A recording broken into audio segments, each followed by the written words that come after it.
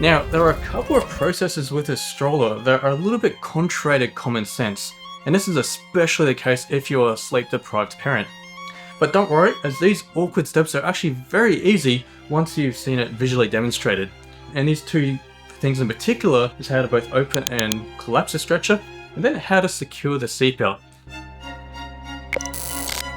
Well, this is actually a much easier process.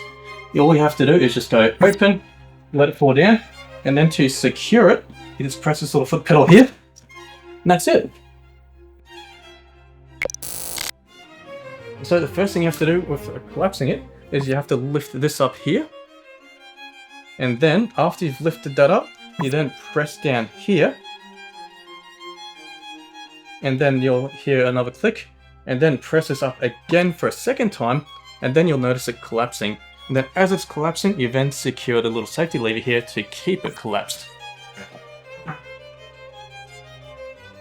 Now, I appreciate that seems a bit weird and out of order compared to other strollers, but don't worry, after doing this probably even less than 5 times, it'll become muscle memory before you even know it. Now I'll move on to the second thing that you may struggle with as a parent when trying to run this, and that is how do you actually secure the seatbelt? Unlike other seatbelts where it goes in sideways or upwards, it actually sort of goes in on top. So you have to slide it in like top like that, and then slide it into the side, and you can do one side at a time. And so basically, again, that process is just line it up like that, press it in, and then secure. It may not be such a bad idea to actually sticky tape these two bits together, but just if you do that, make sure it's skinny enough where it's not actually affecting stability to clip into here. And so then these two are permanently together.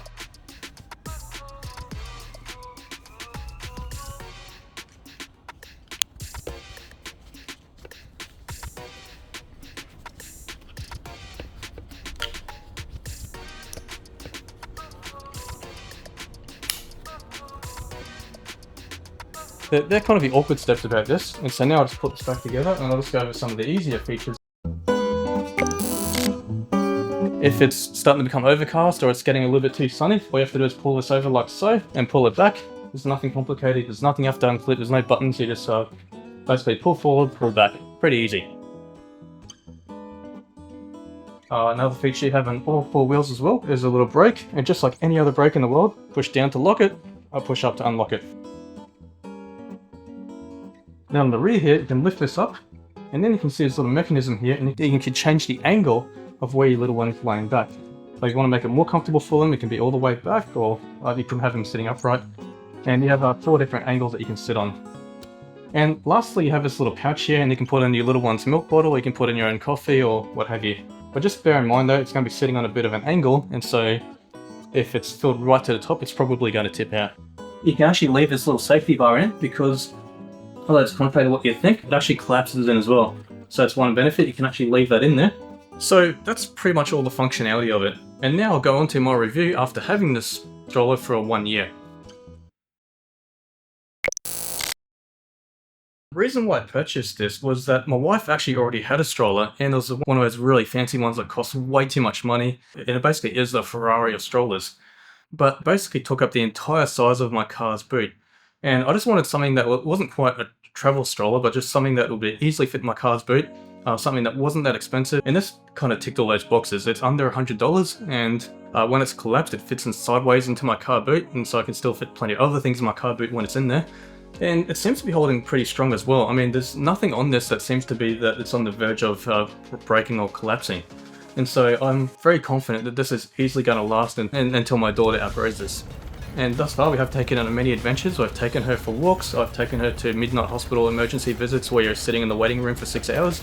And what about its limitations? Because given that it's under $100, surely it has some limitations. Well, yes it does. Is that my daughter has never actually fallen asleep in the stroller, whereas she has fallen asleep numerous times into my wife's stroller. So I'd say that if you're planning to have your daughter in here for hours at a time, like say for long days out or what have you, this may not be the best choice. But if you're just using it as a go-between and she's never going to be in here for like say more than 2 hours at a time, and you're not hoping that she's going to have a nap in here, well then yes, this stroller is perfectly fine and it'll do everything that you need it to do. And another little limitation too is that There isn't that much storage space down here. I mean, you can sort of fit in all the essentials, but you won't be able to take anything more than the essentials. And so, is the stroller right for you?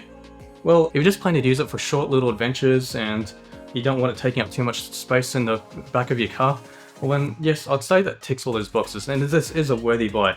And, I mean, it's under $100, so it easily does everything that you're paying for. I mean, there's an old saying, you get what you pay for, and I think this gives you far more than what you're actually paying for. Anyway, thanks for watching, and don't forget to like and subscribe and all that other stuff.